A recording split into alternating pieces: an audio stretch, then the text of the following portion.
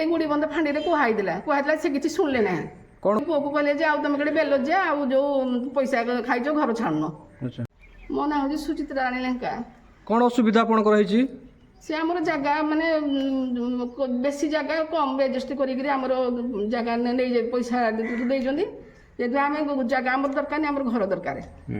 ଆଉ ସେ କାଲି କହିକି ଯାଇଥିଲେ ଯେ ଆଉ ଯୋଉ ଘର ଖାଲି କରିବ, ଆଉ ଆମର ଯେହେତୁ ଆମେ ଘର ଖାଲି କରିବୁନି, ଆମ ପୈତୃକ ସମ୍ପତ୍ତି ଆମେ ଘର କାହିଁକି ଖାଲି କରିବୁ।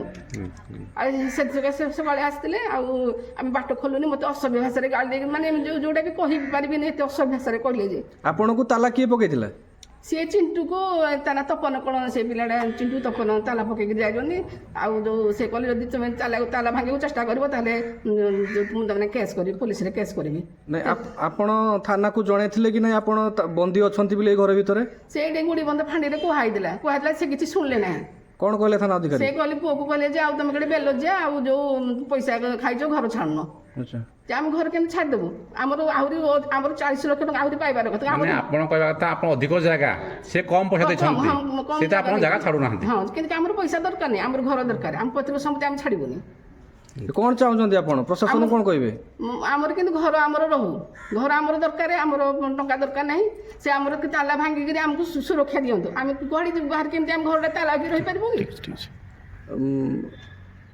ମାନେ ପୋଲିସ ପ୍ରୋଟେକ୍ସନ ଦ୍ୱାରା ତାଲା ଭାଙ୍ଗନ୍ତୁ।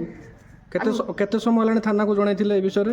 ସେ ପୁଅ ଯାଇଥିଲା ପାଖାପାଖି 1ଟା ବେଳକୁ ଯାଇଥିଲା ପୁଅ। କେତେ ସମୟ ହେଲାଣି ଆପଣ ବନ୍ଦୀ ଅଛନ୍ତି? ମୁଁ 11ଟାରୁ ସେ ଆସିଥିଲେ 11ଟାରେ ବାଟ ଖୋଲା କହିଲେ ଖୋଲ। ମୁଁ କହିଲି ବାଟ ମୁଁ ଖୋଲିବିନି, ଯେହେତୁ ମୋ ଘର ମୁଁ ବାଟ ଖୋଲିବିନି।